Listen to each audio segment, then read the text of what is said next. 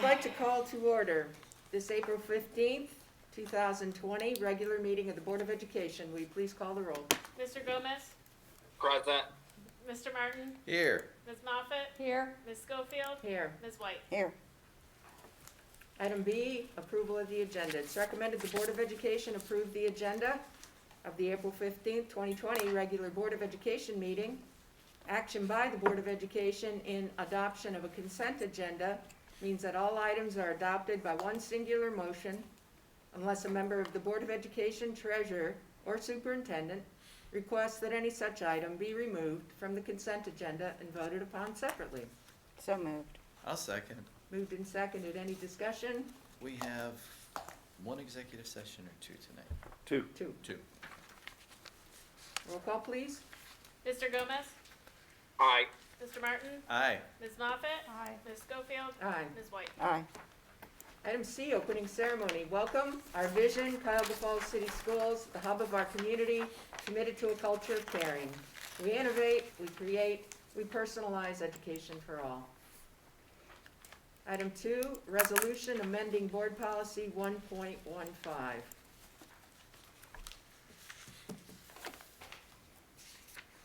Regarding board member physical presence at board meetings. Whereas pursuant to Ohio House Bill 197, Section 12, signed into law by Governor DeWine on March 27, 2020, members of a public body may hold, attend, and participate in meetings by means of a teleconference, video conference, or other similar electronic technology. And whereas in conformance with the executive orders of the Governor's Office and the Ohio Department of Health, issued in March 2020, prohibiting large gatherings of people and closing school buildings in response to the coronavirus pandemic, the board has determined to exercise its authority to hold today's meeting by means of Google Meet. And whereas Board Policy 1.20, Board of Education meetings, provides that a member of a board must be physically present at the meeting in order to be counted as part of the quorum and to vote. And whereas to ensure compliance with its own policy, the board desires to remove the prohibition against telephonic or video conference attendance or voting by board members under Board Policy 1.20. And whereas the board deems the current need to immediately amend Board Policy 1.20 to constitute an emergency so as to waive the time frame set forth under Policy 1.03 for amendment of board policy.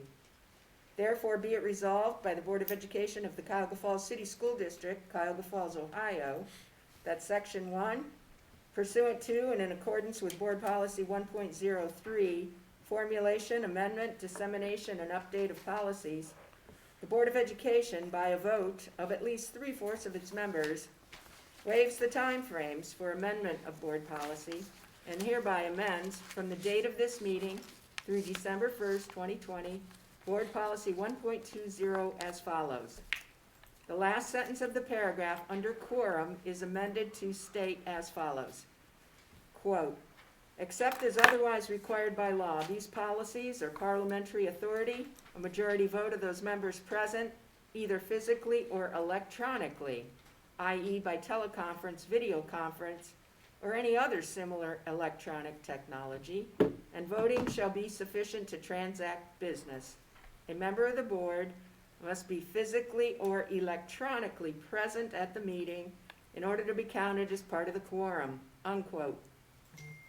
The last sentence of the first paragraph under voting is amended to state as follows, quote, a member of the board must be physically present or electronically present, i.e. by teleconference, video conference, or any other similar electronic technology at a meeting in order to vote, unquote.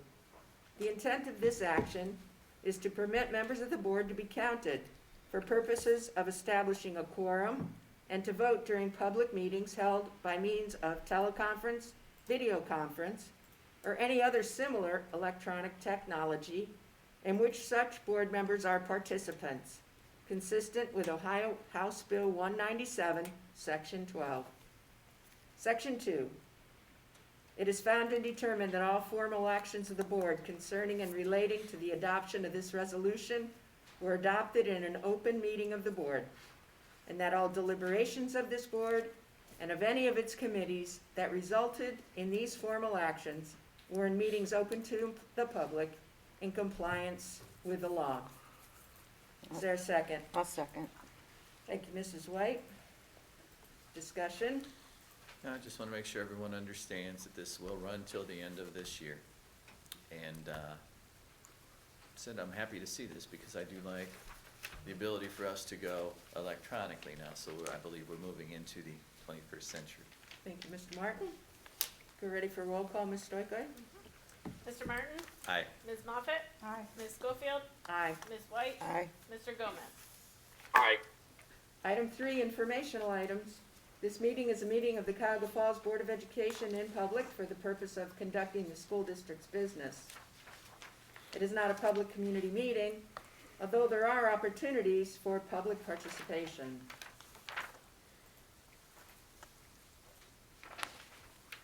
If an individual wishes to address the board regarding a topic found on the meeting agenda, I believe we've provided a email address that the public can find online if you wish to submit a question to the board regarding an item we have on our agenda this evening. If you wish to address the board regarding a topic not found on the meeting agenda, Are you monitoring that email? then she or he must notify the superintendent and board president of the topic no later than 7 calendar days in advance of the meeting.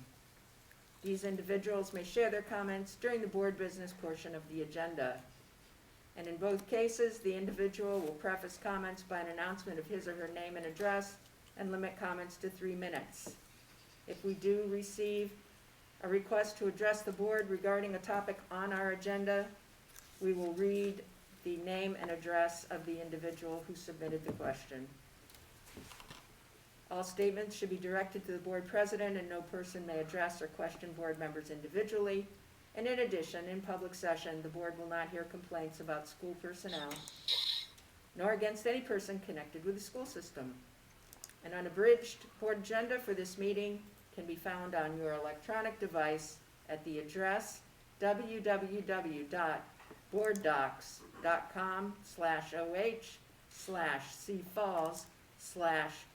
www.boarddocs.com/oh/cfalls/board.nsf. The next regularly scheduled meetings of the Cuyahoga Falls Board of Education are on May 6th and May 20th, 2020, at 6 p.m. in the Cuyahoga Falls High School Library, 2300 4th Street, Cuyahoga Falls. And a Board of Education Finance Committee meeting will be held on May 14th, 2020, at 8 a.m. at the Harold E. Wilson Administration Center, 431 Stowe Avenue, Cuyahoga Falls. Item 4, Pledge of Allegiance, Mr. Anthony Gomez. You'll please stand as you're able and join me in the pledge. I pledge allegiance to to the flag of the United States of America, and to the republic for which it stands, for which it One stands, nation, one nation, one under God, under God, indivisible, with indivisible, liberty and with liberty justice and justice for all. for all. Thank you, Mr. Gomez. Item D, Treasurer CFO's Business Consent Agenda. Okay. I'd like to recommend that the Board of Education approve all items listed in the treasurer's consent agenda. So moved. I'll second. Moved and seconded. Roll call, please. Oh, may we have a discussion? Oh, Just sure. for a second. When I was reading through Ms. Stoiko, I noticed that we had the option of 1, 2, or 3 years. Which one have we selected? We are going to do 3 years. That's what we've previously done with them in the past. It's updated now on board docs All right, to thank reflect you. that in the contract and in the language. Thank you. Roll call, please. Ms. Moffett? Aye. Ms. Schofield? Aye. Ms. White? Aye. Mr. Gomez? Aye. Mr. Martin? Aye. Item E, Treasurer CFO's Business, Mrs. Christy Stoikoy. I'd like to recommend that the Board of Education approve the February 2020 investment schedule and monthly spending report. So moved. I'll second. Moved and seconded. Thank you for giving us some details. Yes. All right. So, if we look at, well, first we'll look at the Red Tree statement, which is our investment statement that we just started this year. It's not as bad as I anticipated at the end of March. There was still $1,400 in interest earnings. I expect that to go down a little here in April, but I thought it might hit before then, but so that was not bad. Our monthly cash flow, 001. So as you can see, going down, revenues in March were up over the last 2 years. That's due to the real estate payments and the levy that was passed in November for the 4 mills. Expenses, very similar to years past, almost exactly to last year. Revenues over expenditures, a lot different from the last few years of March, to the tune of a couple $1 million. And then same thing at the bottom, there start to be some more drastic changes. As you can see in 18, we were at 8.6, took a big jump in 19 to 12, and now here we are a little under 15 as of the end of last month. So that's a really good thing. And the food service. When our last meeting, we weren't sure whether we were going to get reimbursed. The good news is we are going to get reimbursed for all meals that we are serving during this time. So that is a very good thing. As you can see, pretty similar to all the years past. If you go down to the bottom, cash balance is up slightly from February and up about $100,000 or $90,000 from the previous year. So we're in a good position there, and having those reimbursements will help even more. Ms. Stoikoi, do we know, or Dr. Nichols, do we know approximately how many meals we're serving? I will address that in my comments. I have an exact number from earlier today. Perfect, thank you. That is it. Any questions for Ms. Stoikoi on the financials? I just I appreciate have one. the In regards to food service, since we are getting reimbursed for every meal and not just free and reduced meals, I would just encourage all of us to encourage everyone we know, whether or not they are a free and reduced family, to take advantage of this, because we will get that full reimbursement. Stowe, next door to us, has gone through a whole marketing campaign to try to destigmatize these free meals that people are receiving right now, to realize that they're for everyone. And people that I know have said that it's giving their students a sense of normalcy in the midst of all of this. To have school breakfast and school lunch, to have that little box of milk, is giving people a sense of normalcy and is really having positive mental health benefits. So I would just encourage us all to keep getting that message out there to everyone. Thank you, Mr. Gomez. Members of the board, I will address a plan, or an updated plan that'll be coming out tomorrow during my comment section. Okay. Ms. Stoikoi, I'd just like to tell you thank you again for all the work that you put in on this. I know that it's a different time now, and I know that there's probably some differences that none of us are used to going through, but I just wanted to, again, let you know that I appreciate the time and effort that you and your office and your fellow staff are doing to get this information for us. So I think we're ready for roll call. Ms. Schofield? Aye. Ms. White? Aye. Mr. Gomez? Aye. Mr. Martin? Aye. Ms. Moffett? Aye. I'd like to recommend that the Board of Education approve, accept the following donations that are listed. So moved. I'll second. Moved and seconded. Discussion. Yeah, I just wanted to make sure, especially in light of what we're going through in the economy, that these folks, looks like the mobile dentist from Ohio, Akron Video Makers, and then Mary Nichols Rhodes for their donations, because we've got some folks out there that are struggling, and I know that we all appreciate folks going above and beyond to help us out here in the district. So I wanted to make sure that they were recognized and thank them. Thank you, Mr. Martin. Roll call, please. Ms. White? Aye. Mr. Gomez? Aye. Mr. Martin? Aye. Ms. Moffett? Aye. Ms. Schofield? Aye. And I think this is my last one. It is recommended that the Board of Education approve the minutes of the regular meeting of the Board of Education held on Wednesday, March 18th, 2020 at 4:45 p.m. Motion, So moved. I'll second. discussion. Roll Roll call, please. Mr. Gomez, Abstain. Mr. Martin, Aye. Ms. Moffett, Aye. Ms. Schofield, Aye. Ms. White. Aye.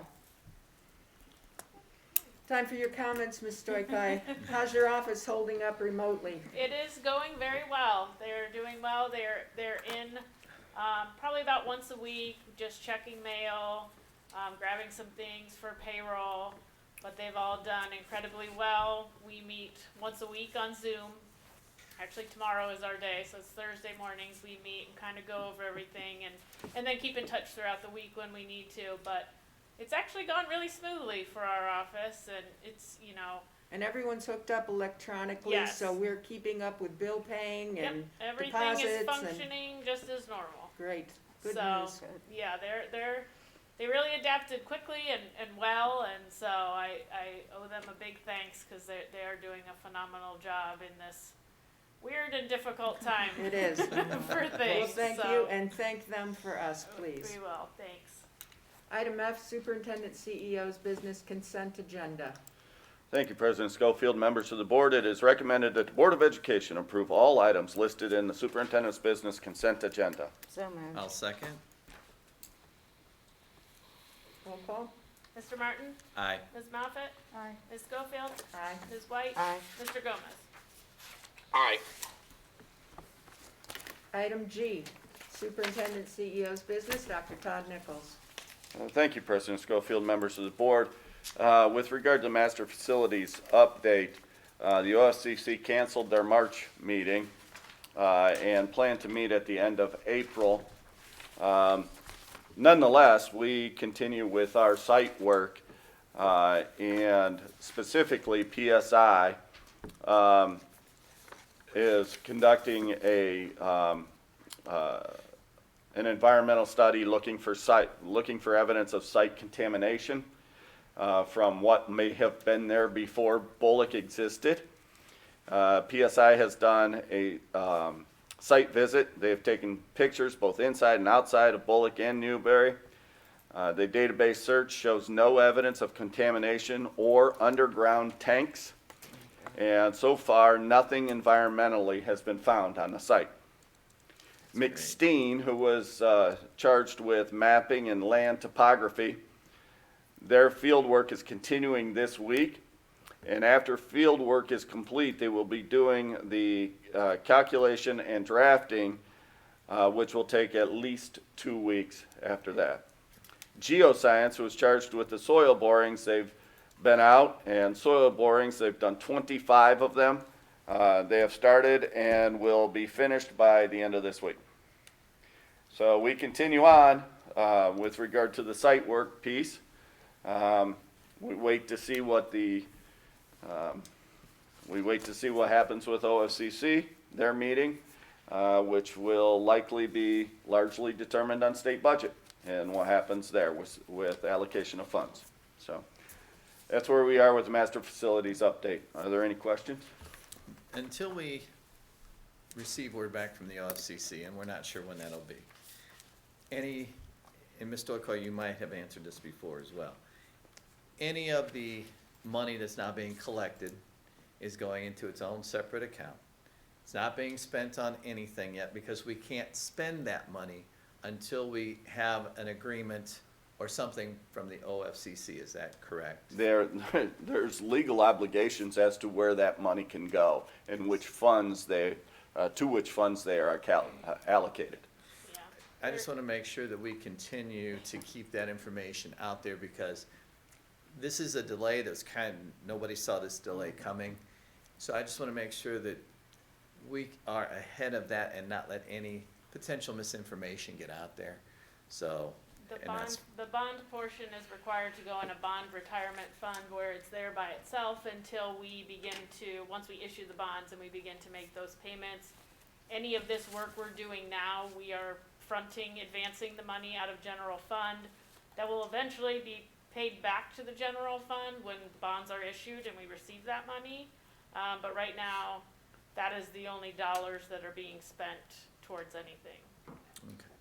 And we will be reimbursed, the state share is the reimbursement that we will receive. but all of it will be transparent and accounted for through fund allocations that are required. And Dr. Nichols, I did have this one question I wanted to clarify. I've been asked, our state share, even though there may be a delay in the funding cycle, and we may not hear if we're on for July, or we may not be on for July, but nonetheless, our state share is locked in. It is locked in. Once we agreed to a master facilities plan with OFCC, it locked in our state share throughout. Correct. And if you remember, in the plan, we had to do segment 1, segment 2. Even though segment 2, no decisions have been made on segment 2, and we will revisit that at the end of segment 1. I want to reiterate that. Nonetheless, our state share is locked. That's part of the plan with OFCC. And I think it's good to reiterate that too, because I think as there's a delay, I think folks think we could shift somehow in terms of how that's calculated. And it's just reassuring to know that that's solid. Yeah, and very specifically, I know you don't want me to go too deep into the weeds, but it's based on a 3-year average of valuation per pupil as it compares to the other 610 or 11 school districts in the state of Ohio. Very simply, that's how it is. Thank you. And we're ready for item 2. Job description. It is coordinator- recommended that the Board of Education, or that the board adopt the job description for coordinator of communications position. So moved. I'll second. Moved and seconded. Discussion. Yeah, I just wanted to have this, an opportunity to discuss this, because I know that I guess the question I have is, how will this job become available to applicants? Will this be an internal position first, or is this going to be a general posting for someone either inside this district or for those applicants who might be outside the district? Our intention is to post it globally, if you will, internally and externally, and Okay. see what kind of candidates we receive.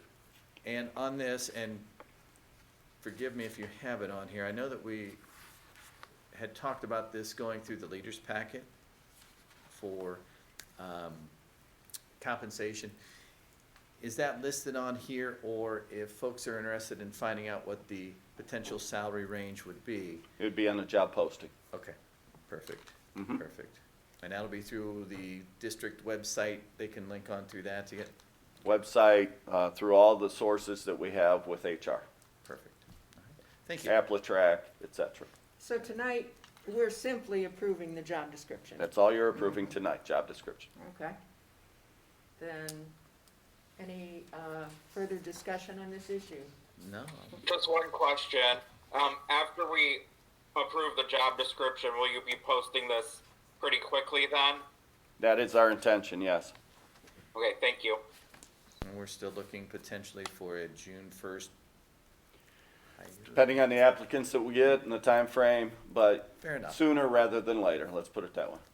fair enough, thank you. Mm-hmm. Roll call? Ms. Moffett? Aye. Ms. Schofield? Aye. Ms. White? Aye. Mr. Gomez? Aye. Mr. Martin? Aye, Comments, Dr. Nichols, please? Sure. I had mentioned that I was going to make some comments with regard to food service. I really have, 4 particular areas that I want to touch on. One being food service, second being IT, third being our graduation requirements, and fourth being our educational expectations and what might be coming out there tomorrow. And I hope I brought a file with the graduation piece that I received from Allie and Kevin Vargas. So I'm going to start with food service. 2,534 meals to date have been served in our school district, breakfasts, lunches, and those kinds of things. We have a comprehensive spreadsheet of all students. Okay? So we know exactly which students have picked up meals and how many meals. And that spreadsheet is being shared with our building leaders, our administrators at the building. And they're going through their specific sheets and trying to identify any student who maybe should be participating in our food service package and aren't, and then making personal phone calls to those situations. We have 5 sites currently, being all the elementaries except for Silver Lake. Next week, we are going to add 5 additional sites out in the neighborhood where we are going to be delivering a week's worth of meals, breakfast, lunches, via our buses, via yellow buses.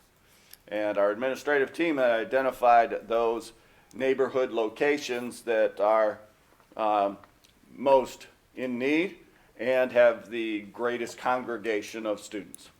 And that will be part of an all-call that I send tomorrow. Another part of an all-call that I send tomorrow will be the availability of nutrition, let's say, meals, in our community that is not necessarily associated with Cuyahoga Falls City School District, but is just available out there. So that'll be part of an all-call. It will come with an email message, be posted on Facebook, posted to our website, all of those kinds of things. So that's one piece, one update that we have with regard to food service. Second update with regard to IT. 2,187 Chromebooks have been distributed, are in the hands of kids. And again, we have built a comprehensive list of students, using the same kind of methodology that we use with food service and our educational expectations, where we can just monitor each and every one of our students and make sure that they have Chromebooks in their hand. The IT department is working on a graphic that we are going to put out there that identifies how much access our students have made. And so right now, of the Google Classroom accounts, 97.9% of our kids, of our Google Classroom accounts, have been accessed in April, since April 1. So our folks, our folks are using it, and our kids are going to Google Classroom, and because of the spreadsheets, we can identify exactly who is and who isn't, and then make individual phone calls to those students or families or what have you that that for whatever reason might not be accessing Google Classroom. Tomorrow, I will put out a new set of educational expectations for the next 2 weeks. We're taking things in 2-week chunks of time. So this will be April 20th through May 1st. I've already sent them to our certified staff. Certified staff got them yesterday. I gotta give our team kudos. I mean, they are killing it. They are working their tails off to make sure that people are aware of the educational expectations. There's spreadsheets where teachers post their assignments. Rachel and Julie and Cameron are following through with those assignments and saying, God, we really love this, or we need to work on this particular piece. Julie Dones was up till 2 a.m. the other day, conversing with staff members to take care of office hours, assignments, access, our IT department. That Tiger One and the folks that our IT folks in training our teachers, Patty and I were talking earlier before the board meeting. This would be a whole new animal for you, right? Yes, it but would. our IT department, in terms of training our own staff, man, I'm awed. I really am. I'm awed by what our people are doing. And you're right, Mr. Martin. A lot of our kids love it. They absolutely love it because it's a lot more flexibility. And the assignments, they're real. They're project-based, a lot of them. And so, gosh, you can hear the excitement in my voice. I mean, it's just, so anyways, I'm going to publish that tomorrow. graduation requirements, I apologize, I don't have it right here in front of me, but I'll send it to you. We have, again, in terms of cohort 2020, our high school administration and guidance counselors going through every single student. There are about 20 kids that we're concerned with, and we are likely to come to you as a Board of Education and say, can you waive that last credit? You know, we have 21, the state only requires 20. We have that flexibility to us given by the state. We're not sure if that's going to help us or not with those students that we're concerned with. It's just a matter of whether they access, you know. So we've got a number of students, about 23 students that are part of that class, part of cohort 2020, that aren't going to make it. You know, because of credits and truancy that they've already put themselves in a position that they're not going to make it. And we've got another 20 some odd students that have participated in the alternative pathways that have been provided to us by the state. And so they'll be taken care of. And then, like I said, we have about 20 students that we're concerned with. And so likely, maybe May 6th, I'll put that on as an item as well, just to waive that one credit, you know, and maybe that'll help one kid.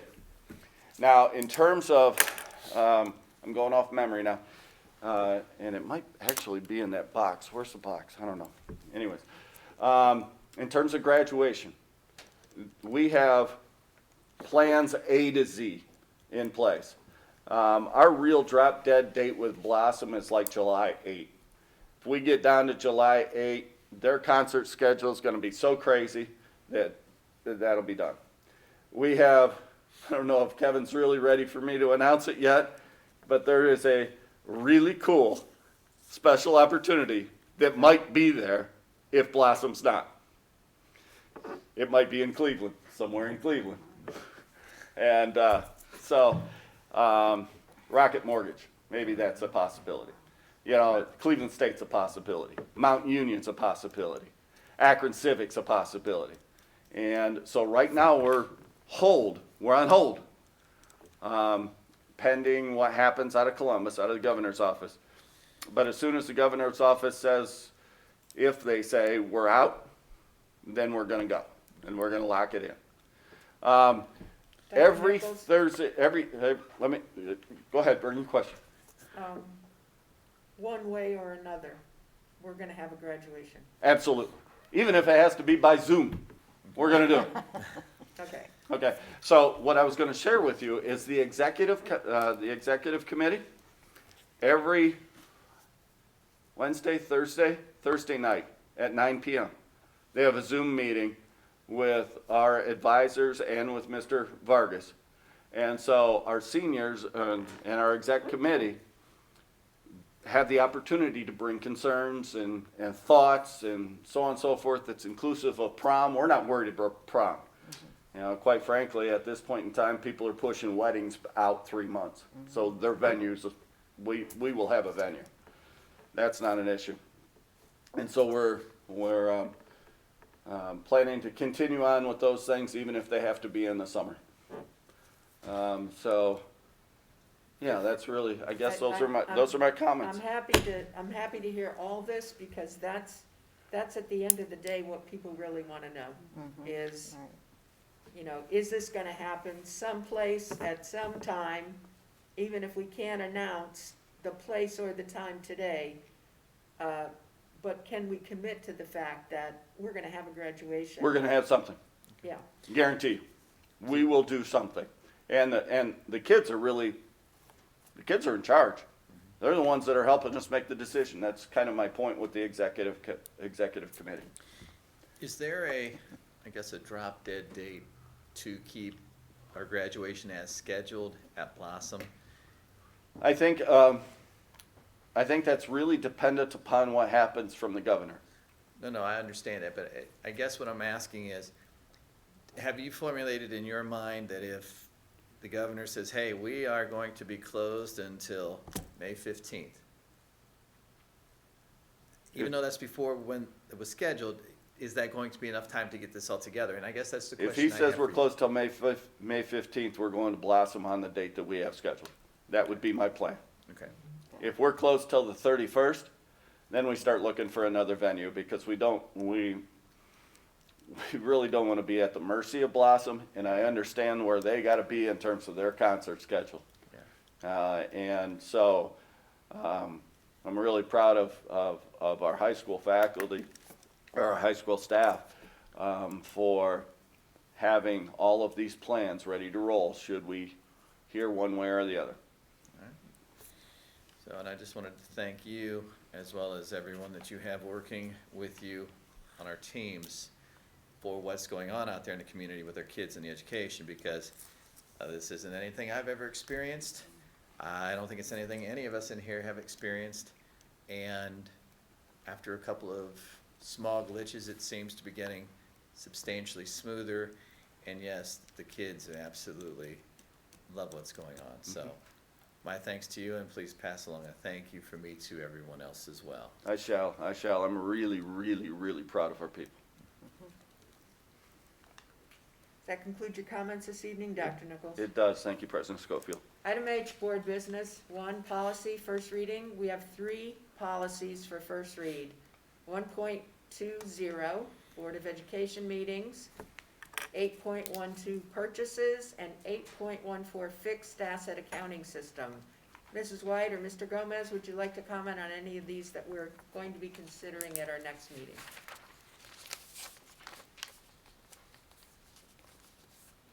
Okay, then. We'll move forward with. Kathy's got her hands up. Kathy has a question. I have a question. Oh, I'm sorry. There you go. Since these are going to be part of our bylaws, do you feel that under regular meetings, where it states that we shall be holding the Board of Ed meetings in the Board of Education offices, we might wish to change that, because very rarely do we meet in the board office at this point. Most of our meetings are here in the library, so do you feel that that might be tweaked to indicate it, and that way it's a more accurate read of where we meet? We can do that. Thank you. Any further comments or questions on item 1? For the, I guess just a quick question for Ms. Stoykoy. On 8.14, does that kind of help us with our audit? Yes, this was a suggestion from the auditors after last year's audit. We have an outside company, valuation engineers, that comes in and does our inventory and depreciation. And some of the practices that they were using were not updated in our policy to reflect useful lives and how they calculate depreciation. So they wanted that to mirror each other so that we were current with that. Perfect, thank you. All right, let's move to item 2. Now, this is bylaw approval. So in our bylaws, we already have a policy on our park and rec appointment and our library board appointment. And this adds our financial advisory committee appointment. Is there a motion? So moved. I'll second. Moved and seconded. Any discussion on this policy? And if this is bylaw, so we'll need supermajority. I'm just happy to see this added on, because I believe it's been a long time coming, and I absolutely believe that this is going to help keep the community involved and informed. So I want to thank everyone for helping make this come to life. Thank you, Mr. Martin. Roll call, please. Ms. Schofield? Aye. Ms. White? Aye. Mr. Gomez? Aye. Mr. Martin? Aye. Ms. Moffett? Aye. Item 3, policy approval and adoption. It's recommended the Board of Education approve and adopt the following policies, which were reviewed at the March 18th, 2020 Board of Education meeting. 6.35, control of ed lice. 6.56, procurement and administration of naloxone. So Motion? moved. Second? Moved and seconded. Discussion? Roll call? Ms. White? Aye. Mr. Gomez? Aye. Mr. Martin? Aye. Ms. Moffett? Aye. Ms. Schofield? Aye. Item 4, year-long and spring supplemental contracts. So in this particular item, the question revolves around what to do with the spring supplementals, especially our spring sports that have been, I'll just say postponed. I don't think they've actually been canceled yet, but, Correct. and then the last quarter of the year-long contracts for people that maybe are working as the physical trainer or something like that, where there wouldn't be work for them this last grading period. If we do anything other than what's in our current negotiated agreement, we would need an MOU, is that correct? Yes. So currently, in the negotiated agreement, the spring sports supplementals are paid in two instances, one being the second pay in April, which is the 25th, and then the other one on completion of duties in June. Right now, we are still waiting. We don't pay anyone, even if it is the 25th, until they've returned their signed contract. So if they've returned their signed contract, we would have to pay them on the 25th, their first half per the union contract. But we don't have many of those back yet because they were recently done, and then everything happened and they have not returned them at this point, signed. Our other ones are still being paid bi-weekly because it's part of their bi-weekly paycheck. So our BLTs and our technology leaders and senior class advisors and those things that are more academic in nature and year-round. I think I'd like to make a motion to postpone our any further action on this until we hear from the governor if we're actually going to reopen in May, if the sports are actually going to take place in any abbreviated form, or whether we're pretty much done for the year. What do other board members think? Well, do we need a second on that to discuss that? Make a No, it's motion? on for discussion right now, but if I were to make that Oh, motion. so you were thinking about? Yeah. Okay, I'm sorry, I misunderstood. Yeah. I thought you were making a motion. No, I'm thinking of, that's my thinking in terms of, we don't really know. In fact, I think an abbreviated sports schedule was even proposed if we were to reopen.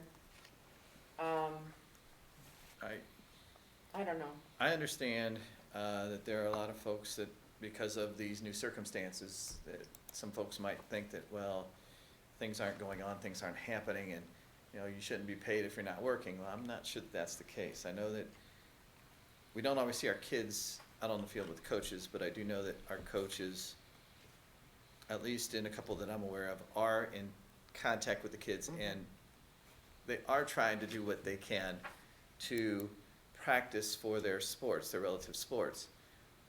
I've always believed that if someone's doing work and they're supposed to be paid for it, they should get paid for it. It's no one's fault that you have this virus, whatever it is, that has changed things. Having said that, what I will say is this. I'm okay with going up to at least the first, what is it, April 25th is when the first payment is due? Correct. Because as far as I can see and as far as I understand, those coaches are doing the best they can with what we're allowed to do. Going into the back half, I was going to bring this up in the athletic committee presentation. There are some things that are being discussed out there. There's a possibility that, depending upon when things open up, there may be senior-only all-star games for the spring sports.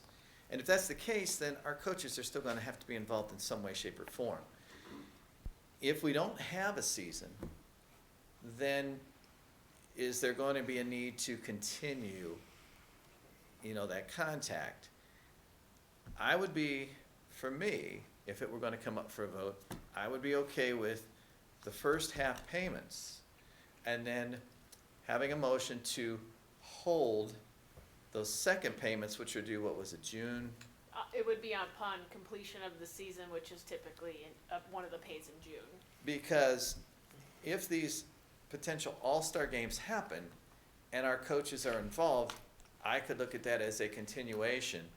I don't know how it would be accounted for, because if some of these things happen potentially July 1st, July 2nd, that's into the next school year. So maybe this is something that we might want to start discussing for some type of MOU. I personally am okay with the first half. I've got reservations, because if we don't have things going on, then I don't know if I can, justification isn't the right word. But like I said, if somebody's doing Support. work, they should be paid for that. If there isn't work going on, then that is something that needs to be discussed. I had sent an email last week with some questions about these positions, and I did not receive an answer to my questions, except for Ms. Stoikoi on the payment plan.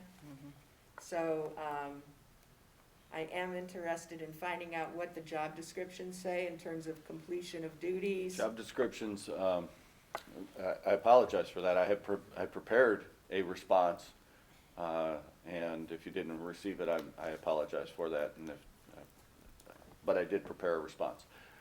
In terms of job descriptions have no reference to payment whatsoever in the job description. In terms of what Mr. Martin has indicated, I believe, I don't know, so many emails. I don't know if I responded to you. In fact, that our coaches are Zooming with kids. They're keeping up with them in terms of those kinds of things. I know that some of our coaches, let's face it, it's easier in track and field. You can send workouts and those kinds of things, and the kids can go do the workouts and so on and so forth. But also in baseball, softball, tennis, they're also keeping up with the kids through electronic means. So they're staying in touch, and I echo Mr. Martin's sentiments in the fact that they're trying to do what they can in anticipation of a season resuming, even if it's an abbreviated season. Remind me what else you had in that, in Just terms of the questions. to what degree were practices or scrimmages or meets or anything before we shut down on March 13th? Did Yeah. any of that stuff in the job description? You asked when the season began, and the response to that is March 1st. This year it's really backed up a week even before March 1st. Typically it is March 1st start for spring sports. This year it was a little earlier than that in some sports per OHSAA guidelines. And so they were engaged with their teams in preparing for competition right before we shut down. Yeah. So that would have been about 2 weeks, because we shut down on the 13th. Yeah. Well, I know that, and I'm sorry, I didn't mean to interrupt, but I know before our first March Board of Education meeting, our baseball team was out here in the hallway, and they were doing their, drills and what have you. So I know that there was some work that was going on, and like I said, for me, this was taken out of the coaches and the players' hands. So, and I'm not sure I understand your concern, Madam President. I can't fault our coaches for how they have to coach now. I can't do that, because they're trying to do what they can, and it may not be what we're used to seeing. But I would be disappointed if, at least for that first payment, that wasn't honored, because they made the commitment to get started. They went out, they had the teams, they had the tryouts, they had all of that going on, and it was a decision that came out of Columbus that stopped that. Going forward from that second payment, now, that's something that I agree we would probably need to look at, depending upon how the rest of this time frame plays out. If the folks in Columbus opt to open up and allow us to have school again and allow to have spring sports participated, then I would have no issue completing the compensation. It would be, to me, just like a very wet spring season. The coaches and the kids have no control over how many games their season is. If it's 10 games, great, that's what the contract called for them to be paid for that time frame. If it's 30 games, great, they're still paid that same amount for that time frame. So that's kind of where my mindset is, and I don't know if anyone else agrees with me up here. But like I said, We're on track, though, to make that first payment unless we do something else Correct. For the people that have returned their for signed the contracts. people who have returned their signed contracts. If I may just add two things and then I'll stop. My two things are going to sound like they're on both sides of the fence because they might appear to be. First and foremost, while the season may have started March 1st or the week before March 1st, that doesn't mean that that's when the coaches started engaging with our kids. For example, in track and field, Dan Scorefield and Stuart Davis were with our kids in indoor track all year, okay? And I know we're paying for spring sports. I get it. But I'm talking about engagement with the kids. If you're talking about baseball and softball, pitchers and catchers and having the kids in open gyms and so on and so forth per whatever OHSAA allows, preparing for the season that might then officially start at the end of February, the start of March. And so I need to make it known out there to the public because I understand the perception that people might be being paid for something that they aren't doing. And I get that. I understand that completely. But coaching is not just that season. It could be, but it's just not the way it is. I would also say in that regard, finding coaches right now is not all that easy. You know, I'm just going to say a reality. We've had discussions about how many applicants we might have for a particular coaching position, and the numbers are small, right? So I want you to keep that in mind. The other side of the fence is I would have you go back and review the resolution that we passed, at the last board meeting or so, where it specifically said that we had the ability to prorate supplemental contracts. That's the other side of the fence, okay? So I'm throwing those two pieces out there for discussion as well, and I'm at the mercy of the board at this point. Another factor that kind of coincides with this is the pay to participate fees by our students. Currently, we've only collected about $1,000 from students. Typically, it's probably about $15,000 on average for spring supplementals. With that, so they stopped obviously collecting those payments once March 13th happened and we were no longer in school. So that is another factor of what happens with those items. Yeah, Ms. Stoikoi, what is the total value of these supplemental contracts for this spring sports? For the spring, I believe, hold on, let me find that. In here.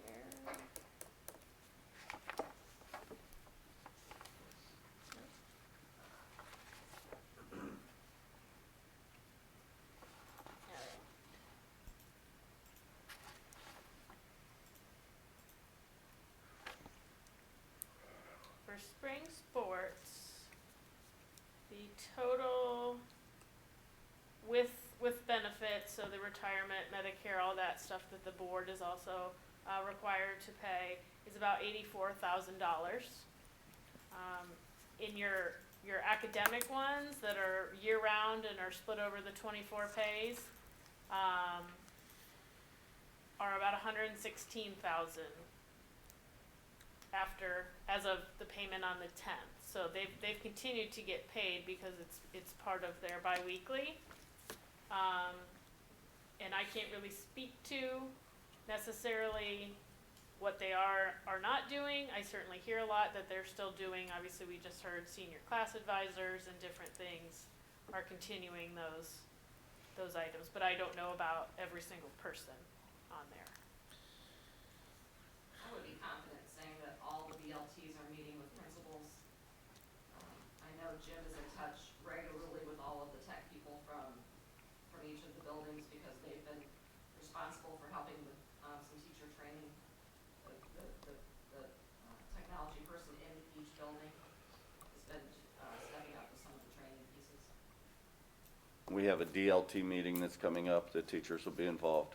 They receive stipends. See, that's, I mean, I don't think anybody up here wants to do the wrong thing, and I think everybody wants to do the fair thing. I truly do, and, but it almost seems contradictory when you're saying the coaches are working, they should be paid. But kids don't have to pay to participate because they're not participating. Well, then who are the coaches coaching?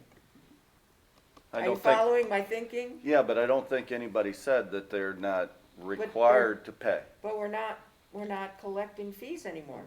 No, but correct me if I'm wrong, but I think if a season were to come to fruition and there were going to be games played, matches held, or meets run, that any of our athletes would be asked to pay fees. Now, our treasurer and our superintendent might approach the board and say, hey, you know, we only have, you know, 1 month out of a normal 3-month season. Is there something we can do to adjust the fees? So instead of charging, and I don't know what the fees are, I'm just throwing out numbers. So instead of asking an athlete to pay $100 for a pay-to-play fee, how about $30 or $40 to try to get into some of that? I know that the bad part here is, I really, if I'm an athlete and I know that I'm not going to have an opportunity to play the games, it's not necessarily due to weather. This is due to a law that's been enforced upon me through no fault of my own. I don't know that I would pay, and this is coming from a former athlete, I don't know that I would pay that fee until I knew I was going to be able to play. It isn't the weather that's holding our kids and our coaches up. It is a governmental decree that says nobody's going to be doing this. I may take heat for this, and that's fine, I'll take heat for this. Our coaches are still working. They are still getting information out to the kids. They're still asking the kids to do what they are legally allowed to do and go out and do their practices, their workouts. That is work. What my hope would be, and this may not happen, is that the superintendents would meet with the governor or someone from the governor's office before April 25th and try to get an idea of what the governor's line of thinking is to see if he's going to keep the state closed till the end of school year and say nobody's coming back. If that's the case, then that pretty much renders any kind of season or any kind of opportunity season moot. And at that point in time, I would say if we knew that, then that would, to me, give a little better justification of saying, okay, there really isn't going to be much more work. So at least our coaches could know that going forward, and they might be able to get some things together. Personally, I'm okay with, again, I think I said this before, I'm okay with the first half because things have happened, things have started, that's already in motion. And if that means that we as a board need to have money appropriated to pay those supplementals that first half, if that's brought as a recommendation by our treasurer and or our superintendent, you'll have at least one board member that would support that. That's all I can say. Can we find out what coaches are actually giving kids workouts or are they all doing that? Are some of them doing that? In my discussion with Kenny, Okay. discussion with KJ, all of the coaches are connecting with their kids in the way that they can connect with their kids. Right, and they're giving them In- like workouts to do at home. I mean, I know exactly what the workouts are Okay. that are being issued in the distance program for track and field. because I mean, again, I was. received them. Right, I've seen right. them. I was an Running- athlete running, too. and running, Is different. Running and playing baseball are two different things. You are correct. I mean, They I are. can't even play baseball anyway unless I'm doing it with someone else. Mhm. I mean, even catch. That's correct. So I mean, But you can lift weights, you can do your stretching and if I exercising. have weights at home, there's Well- no gyms open, there's no, I mean, Push-ups and sit-ups. I Push-ups don't and have sit-ups, weights and I do push-ups and things. sit-ups. You know, If you have that stuff at home. I'm sweating to the oldies, which probably no young people know You and what Jane that is. Fonda. No, that's No. Richard Simmons, but whatever. And just for clarification, they have not been told that they are not required to pay any pay to participate fees. That is Okay. just typically the time frame that they are collected, and with the shutdown, Yeah, it just, And I it just fully, hasn't happened. Well, there's nobody there to remind them to pay Right. unless Right, they're doing it as right. part of the workouts. right, right, right, and in a I'd like typical, to pipe in on this one for a second. So, Sure. pay to play is a different conversation than what really is on the agenda, and I have strong opinions on that that I'll reserve for when we have a discussion of that. But I think, for me, the moral and ethical thing to do is to pay the people. It's not any fault of their own that they're in this situation, and I think even if we told them there's not going to be a season tomorrow, they're not going to stop reaching out to those athletes under their care because they still care about them. And the minute the season gets canceled, they're going to probably redouble their efforts on reaching out to those athletes because that's going to be a horrible moment, especially for our senior athletes. yes. So I don't think it's fair to say that even if the season gets canceled, there's nothing going on. They're still doing a lot of important work and supporting those athletes, keeping them in shape in hope of a season, and keeping their spirits up in the midst of everything. And also, to the point that was made by Dr. Nichols, we have not had the easiest time getting coaches, keeping coaches in this district. So I think we would put ourselves in a bad position next spring if we were to not pay these people now. And then the last point I'd like to make is that it isn't a decision ultimately that we just get to make, since it would require an MOU. And I don't see any reason why CFEA would agree to an MOU to take money out of their people's pockets. I don't see that happening. Well, I'm confused then, Dr. Nichols, because that resolution we passed that the governor said you can prorate supplemental contracts and prorate because of this, it said the board could do that. well, I would go back and first of all, I'd encourage us all to go back and look at the resolution and really examine the language. But just because it says a board can do it, it doesn't mean the board can do it without an MOU, Right. unilaterally. And that's what I would want us to make sure that we're taking a look at. Right. I'm kind of with Anthony and Dave. I think they're getting the kids to do work. They're leaning on them in this time. Sometimes a coach and student relationship. I still have a relationship with my cheerleading and gymnastic coach from way back. You know, they're special to me. And I just think that they work hard. They know the kids. They're giving them workouts. They're contacting, corresponding with them. So that's where I am. So what decision do we need to make tonight? Anything? No, No. Okay. no, it was on just as a discussion. You don't need to make any decisions. If you make no decision, if no resolution comes before the board, or MOU comes before the board, we carry on per the CBA. And coaches are paid. Supplementals are paid. So at least for now, the first payment that's scheduled for the 25th, by us doing nothing to change a thing, those payments will go out. That's correct, and they're processing payroll now. Correct. Okay. Any further discussion on this issue then? No, I know that you're busy, Dr. Nichols, but that might be something that maybe you reach out and just have a conversation, or see if the CFEA's interested in having a conversation just to discuss it and kind of get their thoughts and feelings, and you've got our information, our thoughts and feelings on that as well. And just see if there's conversation that can be had. Okay. I know that most of the area school districts, just food for thought, most of the area school districts are just paying them.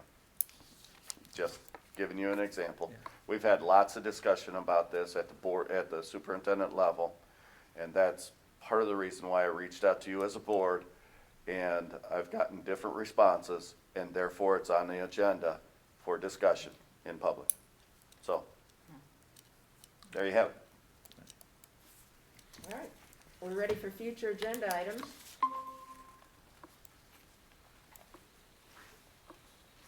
Nothing. We'll move to committee reports. Alliance for School and Community Growth, Mrs. Moffett. Well, it occurred yesterday morning at 8 o'clock through Zoom. And the short synopsis is, without going into a lot of details, it was basically a checkup to see how our local businesses are doing. Dr. Nichols was kind enough to reach out to the members who were in attendance and ask them for a brief summary of how things were going for them. We have some businesses in the community that are hurting. And we have a few businesses that may be closing. None were identified, but I believe we should all be encouraged to support our local businesses as much as we can to keep them going, so that when this is all over, we will be supporting in person the businesses that we supported before the coronavirus hit. We had a nice meeting, and I think people are plugging through the best that they can. A lot of people are making accommodations and adaptions. Ryan from the Y said that the fall center is open as a pandemic child care center. They are also sending staff and supplies over to SUMA so that staff can rest and spend the night. Kyocera just made an acquisition in California, so Tom is busy trying to run the local business and learning new things to keep that one going. Some businesses are actually doing even better because, for example, Mr. Gruber has this business that promotes a healthier lifestyle. And he said that March was a great month for him. One of our local life insurance people said that it was a good month for him. Nate, by the way, across the street at, I can never remember. ECP. Thank you. Every car protects.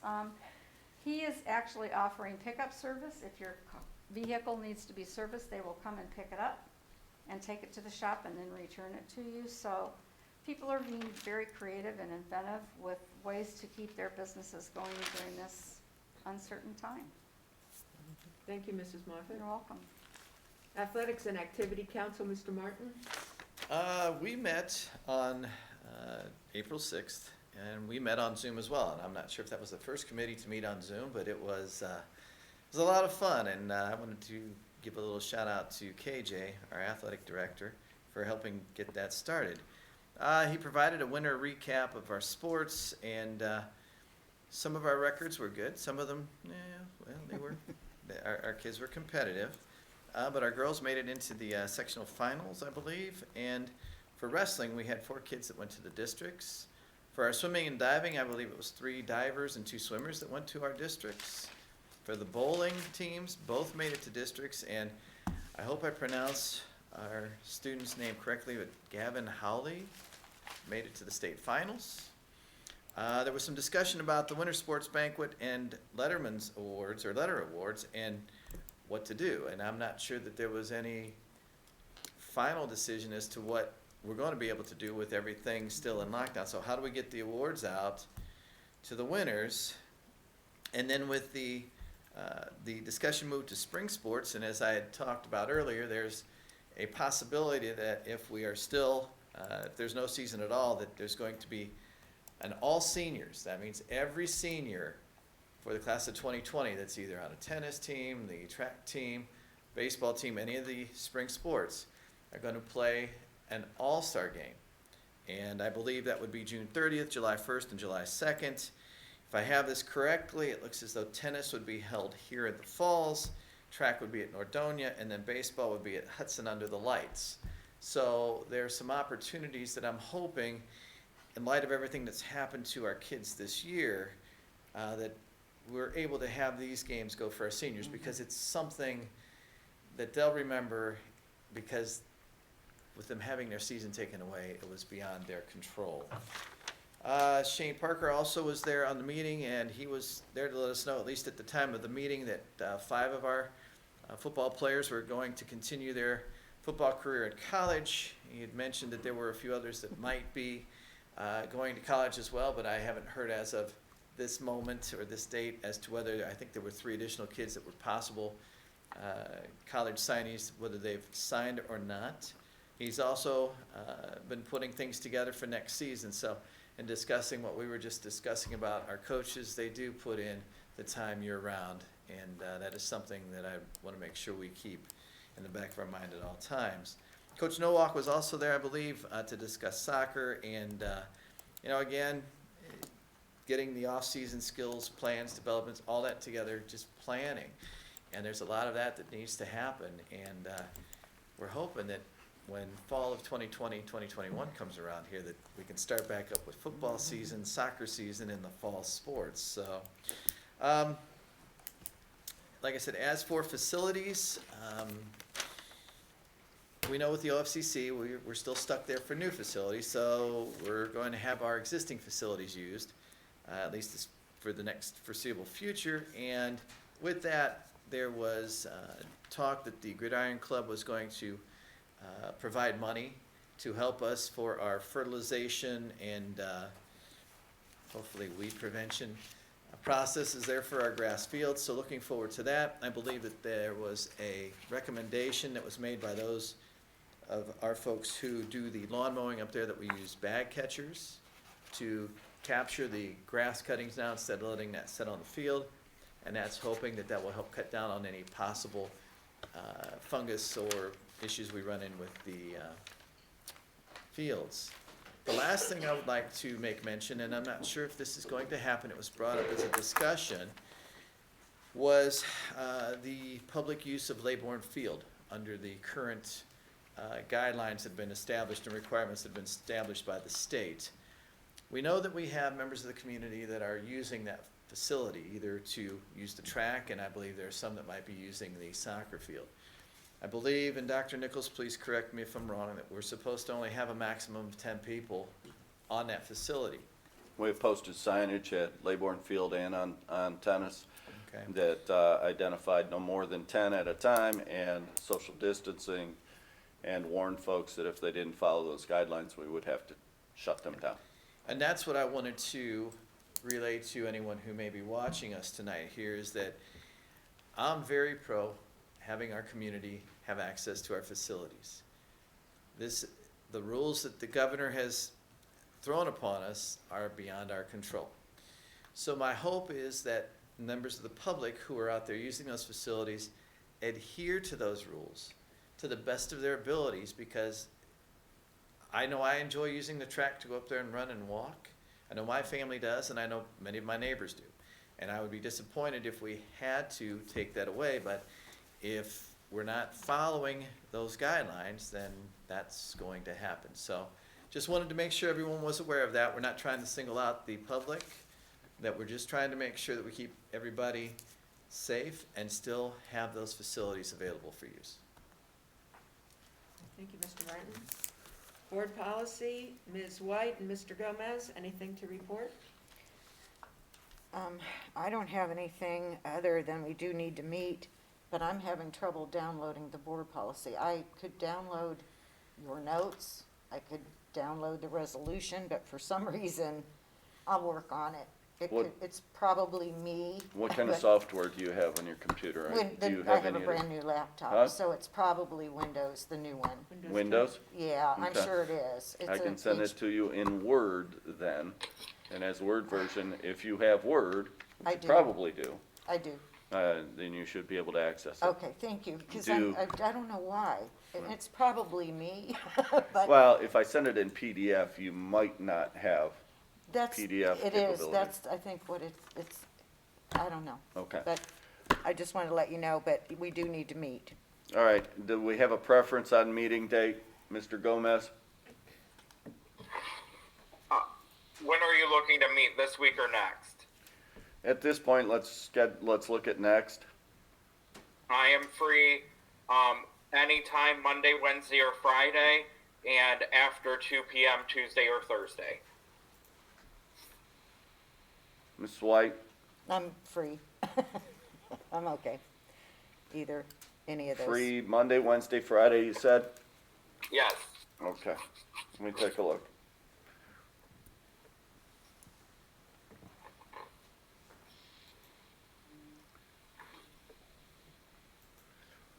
All right.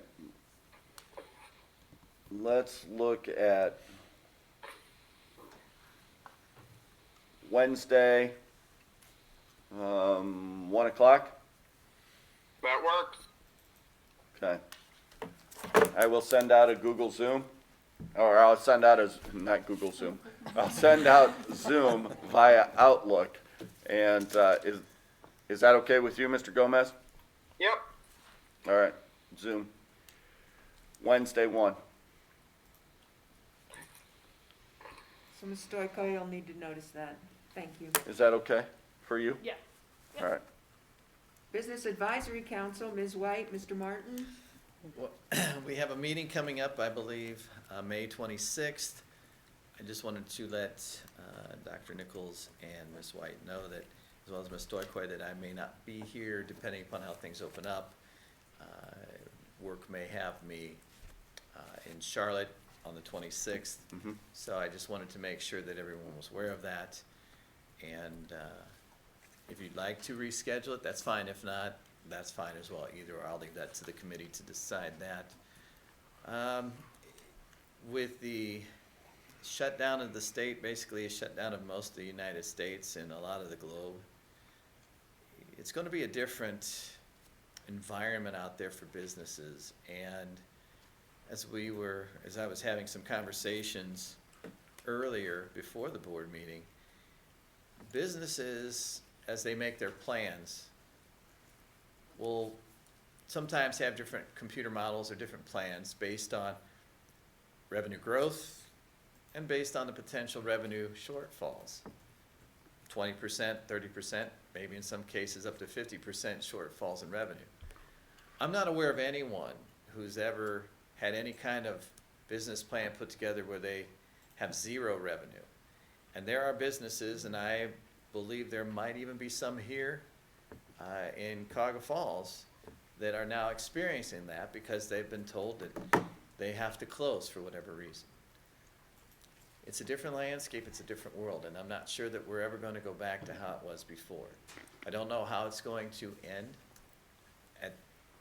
whenever we're able to start opening up the economy again.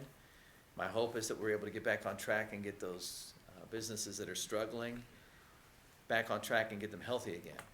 I think Ms. Moffett had mentioned about trying to support local mom and pop shops. Absolutely. By all means, if you can, do that. Some of the restaurants that are out there, if they're offering drive up or drive through or delivery service, try to patronize them if you have that ability and to do that, because businesses are who put our parents and our students to work. And if those opportunities go away, then that's only going to hurt our kids, our parents, and our community, and ultimately the school district as well. That's all I have. Financial Advisory Committee, Mr. Martin. I've been long-winded tonight, so I'll try to cut this down a bit. We met on the 19th of March. We actually had everyone there, and I'll read off the list of all of the members now that we have, and that would be Mike Darby, Dale Petty, Neil Lindgren, Sean Williams, our treasurer, Christy Stoykoy, our superintendent, Todd Nichols, and myself, Mr. Martin, as the Board of Education member.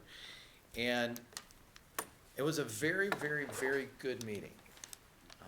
It was nice, and I was happy to have Mr. Petty back with us because he was on the previous, I guess, version of what, this best way to call that, of what the school district had back during the financial dark ages, or dark days, I should say. And having Mr. Petty there kind of gives us as an advisory committee the opportunity to see what they did, what they went through, and what we want to try to do and merge both of those ideas together. And I think that is going to give us as a school district more opportunities to get that information out to the community, to stay in front of everything. So this way, as things start happening and going, people will know, they'll expect things, they'll have a better idea of what to expect, and that information is correct. That has been one of the things that has plagued us for as long as I can remember, is misinformation. And I want to make sure that when we start breaking ground up there at Bolick, when we have our 5-year forecast assumptions, you know, when Ms. Stoikoi is going through the June, gathering all the numbers to get the year-end numbers together, that she's comfortable, that we're comfortable presenting that to the community because we know it's correct. We can stand behind it 100%. And if there are questions, the answers are there and they're documentable and they're understandable. And that's the key, is the understandable part. You know, we've got a list of things that we're looking to do. I believe we're going to meet on May 14th. It's our next meeting date. We're looking at that to have the 5-year forecast assumptions from Ms. Stoikoi. So, you know, I'm thrilled with where we're going with this. And one other thing, I briefly made mention of this to our board president. At this meeting, we ask each and every one of our community members if they would like to attend board meetings and help present during this time. And each one of the community members said yes, they would like an opportunity. So with Zoom and with everything else, that's kind of changed things up. But when we have our next meeting, this will be something that we, you know, discuss to see how we might be able to fit that in, because I think that gives an additional feature from a board committee, that you have a community member that's there, that's giving that information, that has the understanding and the terminology that Ms. Stoikoi uses because of the financial part of it.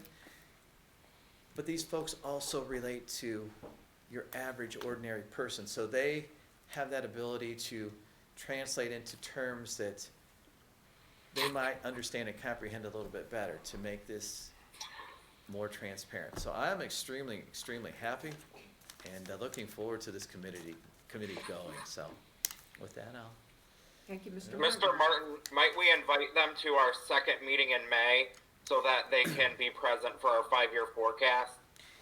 That was going to be one of the questions I brought up, or when we had the discussion. In initial conversations, we were looking at maybe rotating out and then have the committee members decide, you know, which meeting they might want to attend. I don't believe the committee was going to limit it to any one particular person. If the whole committee wanted to show up, that would be there. But yes, that's kind of the goal, is to have someone there with us from the committee here at the second meeting in May. Thank you. Provided Yes. we can have more than 10 people, correct? Foundation and Alumni Association, Mr. Gomez. Yes, the foundation was scheduled to meet last night. We did not meet last night as there wasn't a pressing need to actually have a formal meeting, but there is a lot of work going on nonetheless with the foundation. We are saddened that we anticipate not being able to have a formal presentation of scholarships to our students this year, but we want everyone to know that scholarships will still be awarded. It's going to certainly be a different process than usual. We are saddened as well that we won't be able to have distinguished alumni honored this year, as we won't be able to properly honor them. So that is being delayed as well. But nonetheless, the foundation is taking this time to get a lot of the background work done that we're working on, particularly in regards to our website. The latest is June 1st that we're looking to have a relaunch of our web presence. And there's just phenomenal work going on behind the scenes, particularly with Randy Caldwell, who serves on the foundation as a trustee, as well as Mark Noonan, who is helping design the website and is himself an alumni. And then Jerry Ferguson is really typing everything out that we want to get on there. And it's going to be very exciting when that gets relaunched. We're going to keep that regularly updated. We're going to have PayPal donations available, as well as Mr. Caldwell and I had a nice lengthy conversation yesterday chatting about what our future newsletters will look like. There's a lot of good things coming together there. We want to make sure that our alumni are informed of every step of the process of the new building.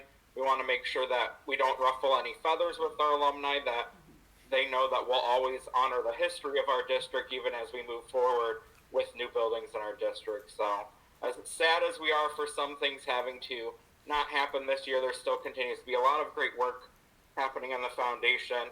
And there are people still nonetheless in these hard economic times reaching out with some generous donations as well, some future scholarships that are in the works as well, so we're excited about that. Thank you, Mr. Gomez. Move into legislative liaison. I provided all the members of the board with a pretty detailed update about House Bill 197, so I'll leave it at that. Any questions for Mr. Gomez? Nope, hope you're feeling better, healing up, and ready to go. Yep. Student Achievement Liaison, obviously all the changes from House Bill 197 gave lots of flexibility to districts in terms of graduation requirements, eliminated state testing end of year, some of those things that usually take place in March and April. We do have a district leadership team meeting next week on Thursday through Zoom. Comments? Ms. Schofield, Ms. Bogdan texted me the actual numbers that I was searching for earlier, if I may. Sure. There are 23 non-grads, 29 waived alternative pathway students, and 18 students for whom we're concerned. Student weekly meetings with students and 9/11 leadership meetings are taking place as well via Zoom. So, you know, connecting with our kids on a regular basis at the high school level, that is still continuing. When we return, she did indicate that, as we probably realize, that there may be large gathering stipulations even if and when we return. So, So there's 23 that we think won't make it, there are 23 non-grads.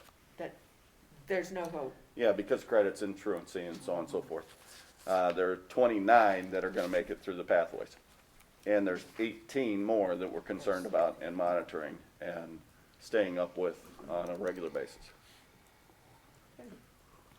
Time for comments. Mrs. White, you get to start. Okay, I would like to give a special thanks to Mr. Sloan, high school administrator, who, when my daughter asked for a Chromebook, he did mistakenly think it was my granddaughter that needed one when it was my grandson, but he contacted my daughter in person. And then, so I reached out to Allie and gave her a call to tell him to have her thank him for me. And she told me that all of the administrators are doing that. And so I wanted to give a thank you for their hard work, making sure that kids have what they need, and actually calling parents and talking to them. I also was so impressed by the food service. I said that earlier. It's amazing the amount of work they're doing, and special thank you to Bill Bailey. And because I don't usually thank Dr. Nichols, but I do want to thank you tonight because you always send us detailed notes, and I so appreciate it. I sit and read them when I get them, and then I read them before the meetings so that I know what's going on, and it's fresh in my mind, and I just wanted to thank you. I don't know that I ever have, and just wanted to point that out. I really appreciate your notes. Thank Very you. detailed. Thank you. Thank you, Ms. White. Mr. Martin? It's a whole new world out there. With everything that's gone on, I don't think anybody could have ever thought that we would be in the position we're in now. This country is the world. The changes, like I said, just in my conversations with parents and what they're seeing with their kids,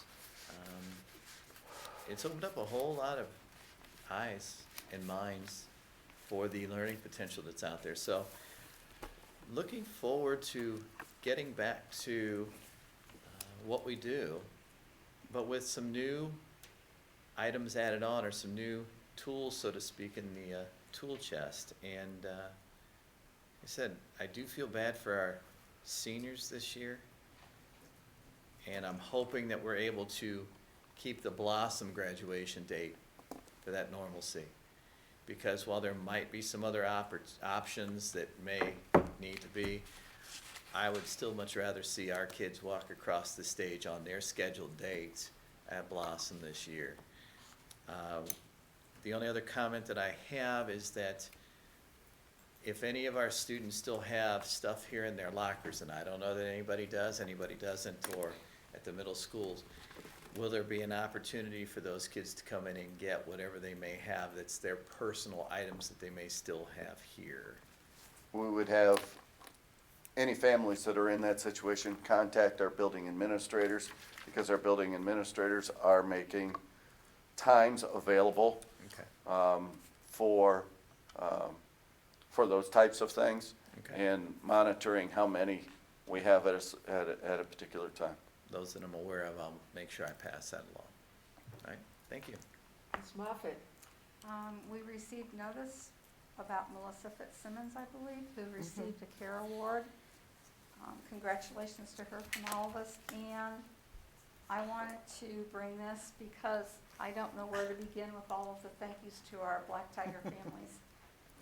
Students, administrators, staff, you name it, everyone has gone above and beyond. So this is just kind of a visual thank you. And it can be from all of us, because I know that this is how we feel, but I want it to be physically present so that people can see how much we appreciate all of the hard work that's going on behind the scenes. So thank you so much. I'd just like to continue to offer my thanks to everyone also, especially jumping on that Tiger One, where now it looks like we're going to even offer a computer repair service where you can drive up and drop off your old model and pick up a replacement until they fix what's wrong with yours. So I think as this continues to evolve, it really is something special. So thank you to all of you that make this work. Item I, Mr. Gomez? executive, oh, Excuse Mr. me. Gomez, I'm so sorry. I missed one meeting you forget I'll about. tell